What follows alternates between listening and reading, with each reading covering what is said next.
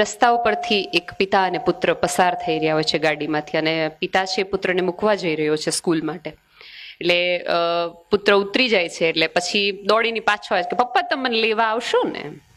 એટલે પિતાને આમ થોડુંક લાગણી થાય છે, એટલે ઉતરી વાલો કરે છે, માથું બાથું વાળબળ સરખા કરી દે છે, અને એવું કહે છે કે તને તું ગમે ત્યાં હઈશ ને ત્યાંથી હું તને લેવા આવીશ, હું તારી સાથે એટલી હદે રહીશ.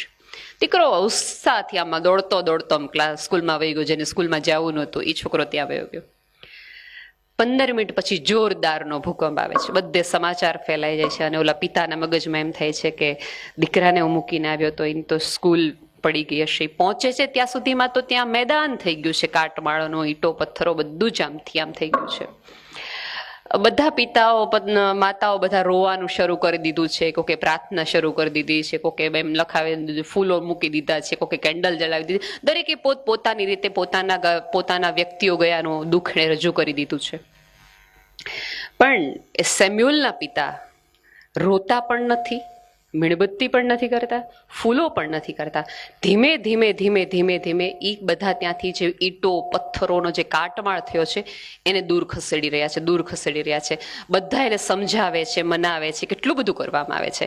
પછી કોઈક એવું પણ કહે છે આનું મગજ ફરી ગયું છે, એનો દીકરો વયો ગયો છે, એટલે એ દુઃખમાં ને દુઃખમાં એ આ બધું કાઢી રહ્યો છે, કરી રહ્યો છે. બાકી આમાં હવે કોઈ બચે એવું જ નથી. વ્યવસ્થા એવી થઈ ગઈ છે કે આમાં કાંઈ શક્ય જ નથી. સવારના 4 વાગ્યા સુધી સેમ્યુઅલના પિતા એ બધો કાટમાળ એકલામ શ્વાસ લીધા વગર કાઢ્યા જ રાખે છે. સવારે 4 વાગ્યાથી સુધીમાં એક એને કણસવાનો અવાજ આવે છે નીચે પથ્થરોમાં, અને એને એક હોપ બંધાય છે કે અહીંયા કોઈક જીવતું છે. વધુ ને વધુ એ દિશા તરફ જે અવાજ આવતો ત્યાંથી એણે કાટમાળ ખોલવાનું શરૂ કર્યું ને સરસ રીતે બધું ચોખ્ખું કર્યું. અંદરથી તરત એક પપ્પા ડેડી એવો અવાજ આવ્યો. એટલે એના પપ્પા ધ્રુસકે રડવા માંડ્યા. પછી કીધું પપ્પા હજી 2 જણા મારા મિત્રો અંદર છે. એટલે 2 મિત્રોને બહાર કાઢે છે. સેમ્યુઅલ બહાર આવે છે. સેમ્યુઅલ એના પપ્પાને ભેટવાના બદલે, થેન્ક યુ કહેવાને બદલે તરત ઓલા 2 ભાઈબંધોને એવું કહે છે, મેં તને કીધું તું ને મારા પપ્પા આવશે.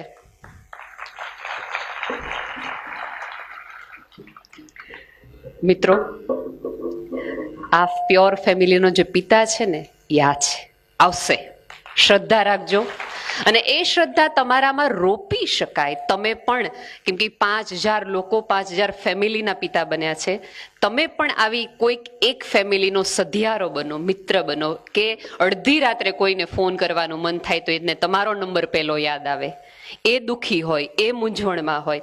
હું હંમેશા કહું કે જ્યારે પણ આ પૃથ્વી ઉપર કોઈક આત્મહત્યા થાય છે તો ક્યાંક ને ક્યાંક આપણે નિષ્ફળ જઈએ છીએ. કે એને અડધી રાત્રે એ જગતનો એક વ્યક્તિ ઉપર એવો ભરોસો ન પડે કે હું આને વાત કહીશ ને તો આ વ્યક્તિ મને ઉકેલ લાવી દેશે, એટલે એને આ પૃથ્વી છોડીને જવું પડ્યું.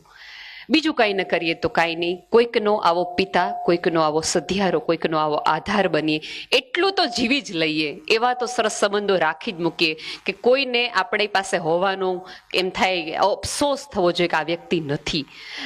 હાજરીથી તો આપણે બધાને બહુ ખૂંચતા હોઈએ છીએ, પણ ક્યારેક કોઈકને તમારી ગેરહાજરી ખૂંચે એવું તો જીવી જ લેવું કે આના વગર બધું અધૂરું છે. Thank you so much.